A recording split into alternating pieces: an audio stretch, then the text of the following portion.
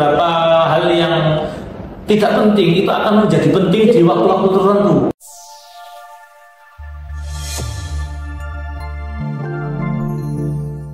Oke, balik lagi di part 2. Kita tetap di buku yang sama, Seni Mengelola Waktu, mengenai bagian 6 urgensi untuk temanya kali ini. Oke, bisa dilanjutkan Mbak Nisa. Tadi ada skala prioritas ya, menentukan prioritas, ada poin-poinnya. Ada poin-poinnya. Mungkin bisa dicuplik poin-poinnya. Ya, ada beberapa poin-poinnya. Ini aku ambil sedikit aja ya.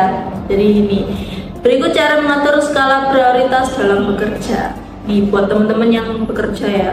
Yang nomor 1 yaitu menganalisa pekerjaan. Nah nih, saat Anda sedang bekerja, kadang-kadang ada saja sesuatu yang menyita perhatian Anda. Misal tiba-tiba ada teman yang membutuhkan bantuan Anda, atau tanpa diduga muncullah chat dari pacar Anda.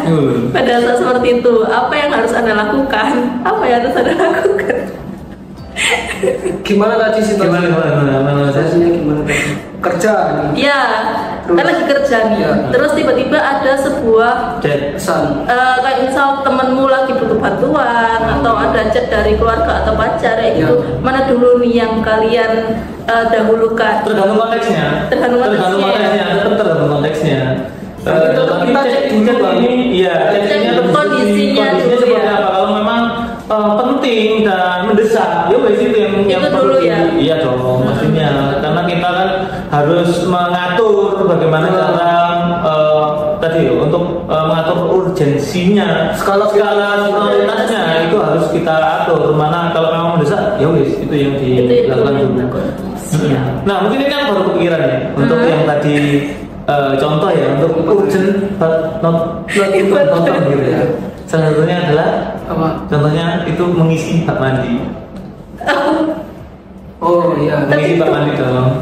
Not important dong, tapi urgent dong. Iya. Ya kan kalau nggak sekarang kan nanti nggak penuh. Boleh. Jadi harus dilakukan sekarang. Biar sambil berjalan waktu kan biar bisa penuh toh.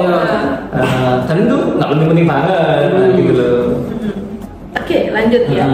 Nomor 2, menentukan tujuan utama. Mengatur skala prioritas dalam bekerja membutuhkan intuisi untuk mengambil sebuah keputusan. Dengan demikian, Anda memiliki tujuan dari pekerjaan yang Anda lakukan selama 1 minggu.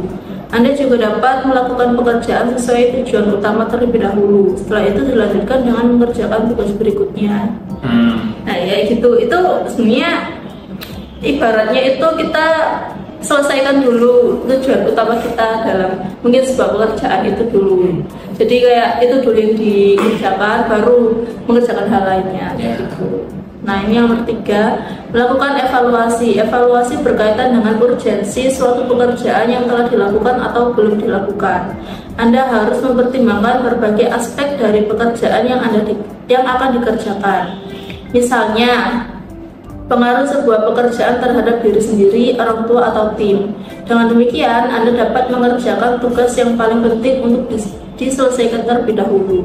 Jadi setiap apapun yang kita lakukan itu pasti ada evaluasi terlebih dahulu gitu ya. Jadi apa yang kita lakukan itu juga harus diambil evaluasinya. Ya, evaluasinya terkait juga skala urgensinya. Nah, ada beberapa hal yang tidak penting itu akan menjadi penting di waktu-waktu tertentu. Iya. Di waktu-waktu tertentu pasti ini jadi sangat urgent dan sangat important akhirnya. Kalau kita memang menyepelekan ini juga tergantung kondisi dan konteksnya juga. Sesuatu yang tidak penting itu bisa jadi penting dan bahkan sangat penting ketika waktunya atau momennya sudah waktunya gitu loh. Ada hal semacam itu. Jadi bukan kita menyepelekan atau kita tidak mengerjakan hal itu, tapi memang harus kita atur mana nih yang lebih prioritas. Jadi yang nggak penting bukan berarti nggak penting, tapi ada yang lebih penting. Nah, gitu loh. Itu dulu yang dikerjakan. Iya, betul. Anggap aja kalau misalkan tadi kita ambil contoh tadi misalkan ngisi air di bak mandi atau hanya sekedar mematikan lampu gitu kan. Hanya sekedar mematikan lampu ini mungkin konteksnya kita anggap nggak penting untuk saat ini. Tapi kalau ini kita biarkan akan jadi penting. Karena akan pembengkakan biaya, pemborosan listrik dan sebagainya. Efeknya bakal di belakang. Betul. Gitu. Oke, next ini lanjut. Nah, untuk segmen selanjutnya yaitu lakukan segera. Bila Anda mampu menjadikan pengelolaan waktu sebagai kebiasaan, Anda akan memperoleh manfaatnya dalam jangka panjang. Anda akan memiliki kesadaran atas pemanfaatan waktu yang efektif. Nah, jadi menurut buku ini, untuk kita bisa istilahnya itu membuat list untuk hal-hal yang sekiranya mana sih yang important, mana yang enggak, kayak gitu kan, otomatis itu nggak bisa dilepaskan dari unsur ini, planning. Kita nggak mungkin dong secara spontan langsung kayak mutusin hari ini aku ngerjain ini. Terus ternyata di tengah-tengah pekerjaan kita tiba-tiba ada hal yang penting. Nah, itu ada hal yang urgent juga gitu. Jadi menurut buku ini juga itu planningnya itu sudah ada dulu. Tadi sempat disinggung sama Mbak Nisa juga mengenai to-do list. Nah, itu kan juga nggak lepas dari planning tadi kan. Entah itu kalian bikinnya kemarin malam, semalam gitu, atau paginya gitu, buat ngelis hari ini mau ngapain aja gitu. Bahkan tentang hal ini juga, tentang penting atau nggak pentingnya sebuah waktu gitu ya.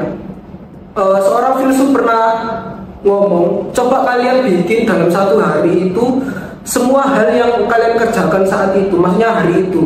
Misalnya ada 50 pekerjaan hari itu, coba kalian bikin 10 pekerjaan paling penting. Jadi gak disaring, di filter. Kalau 10 sudah dapat, kalian saring lagi satu lagi. Kalau sudah dapat, nah itu baru bisa diurutin. Tapi kalau misal dari 50 tadi atau dari 10 tadi kalian stuck, kalian merasa kayak gak bisa, ini penting semua ini, urgent semua ini, berarti jangan-jangan memang gak ada yang penting di situ.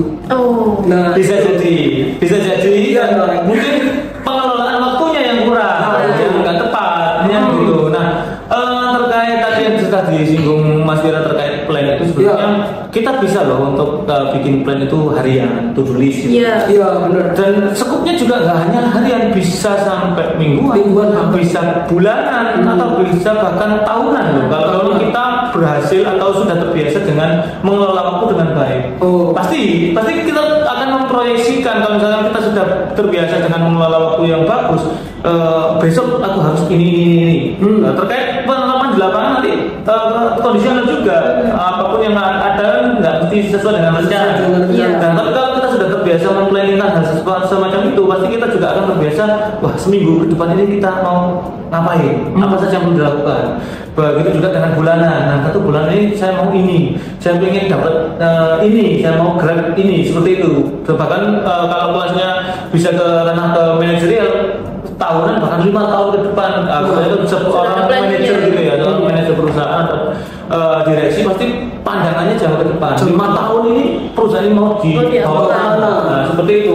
Planningnya pasti lebih jauh. Tapi kalau kita hanya harian, mingguan aja nggak mampu, nggak terbiasa, pasti akan kesulitan untuk menentukan arah atau plan tahunan, bahkan 5 tahun pasti nggak akan mampu seperti itu.